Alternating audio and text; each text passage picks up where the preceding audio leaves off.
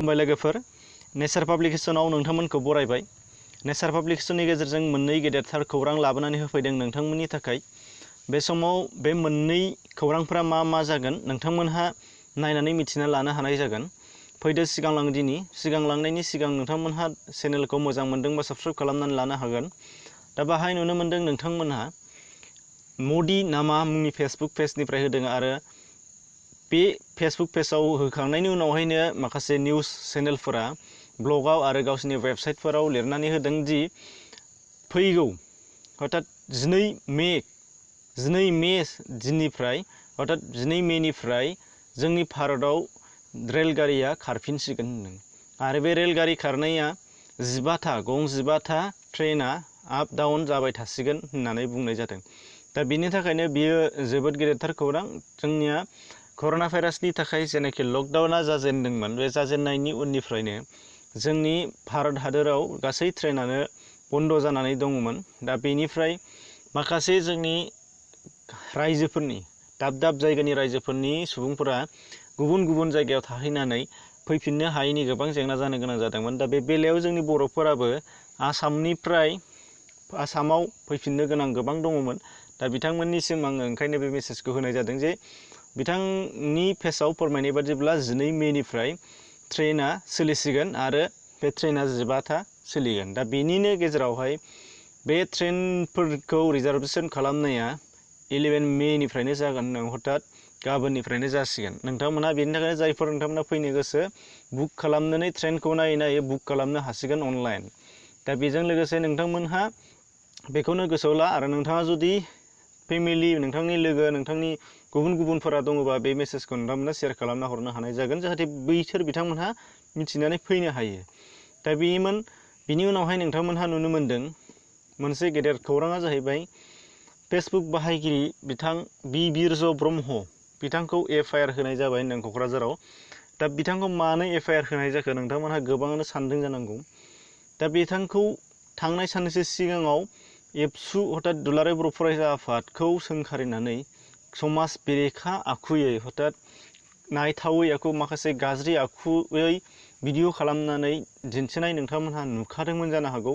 Social मिडियायाव गोबां viral जादोंमोन। नोंथांमोनहा बेखौ आरो गोबां ससियेल मिडियानि माखासे बाहायगिरि बिथांमोननियाव नोंथांमोनहा नुबाय जानो हागौ आरो नुबावगोनबो, नायबा नुबावनोबो हागौ, दासिमहालागैबो दङ जानो हागौ।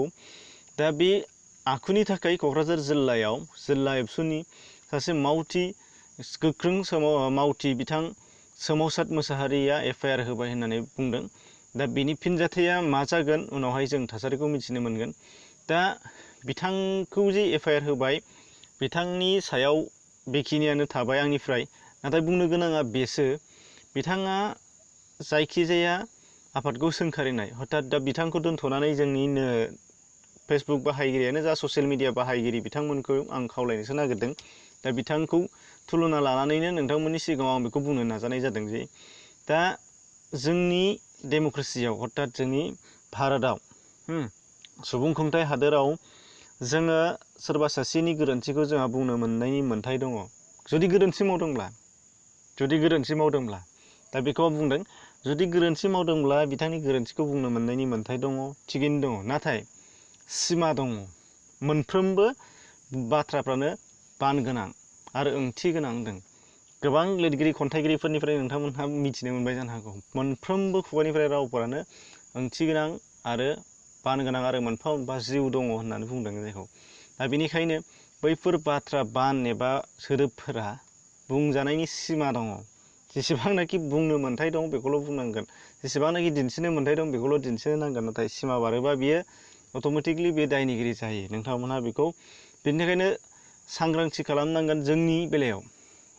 दा नोंथांमोननि सिगाङाव आं बेखौ एबसुखौ सोंखारिदोंमोन। दा बेखौ आं नोंथांमोननि थाखाय दोनथ'बाय। नाथाय नोंथांमोनहा बेखौ बेजों लोगोसे आं सोदेरनानै होफादों जे जोंनि दानि सोलिबाय थानाय जेनाखि राजखान्थिनि थासारि, बे राजखान्थिनि थासारियावबो ओरैबादि नुनो मोनबाय मोनसेया मोनसेखौ सोंखारिनाय।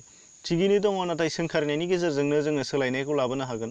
मोनसेया मोनसेखौ सोंखारिगोन, मोनसेया मोनसेखौ सोंखारिगोन, बेनो राजखान्थि हथात बेनो डेम'क्रेसिनि खान्थि। दा नाथाय बैसोर बिथांमोनहाबो बेखौ नोजोर बोनांगोन जाहाथे गावनि सोंखारिनाया जाहाथे सिमा बारा।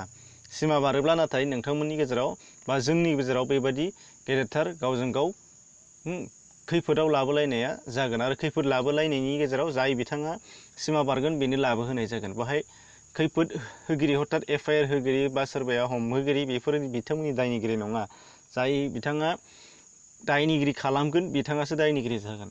दा बेहाय आङो बबेबा मोनसे आफादखौल' होननाय जायाखै, मोननैबो बिथिंनिफ्राय जोङो सोंखारिग्राफोरा सिमा लानानै जों सोंखारिनांगोन बेखौल' नोंथांमोना गोसोआव लानांगोन। नाथाय सिमा बारोबा बेयो दायनिगिरि जागोन आरो साजा मोननांगोना बेयो रोखाखा। दा बेखिनिखौ नोंथांमोननि सिगाङाव खावलायबाय। दा बेजों लोगोसे नोंथांमोनहा गुबुन गुबुन भिडिअ नुबावनो हागौ, डिसक्रिपसनाव थां, लिंक दङ। आरो नोंथांमोनहा चेनेलाव गोदानै फैदोंबा साबस्क्राइब खालामनो दाबावसै, आं खावलायबावबाय। जाहाथे भिडिअखौ गुबुन गुबुनफोरनो मिथिहोनो थाखाय नोंथाङा शेयार खालामना होबानो जाबाय। गोजोन्थों।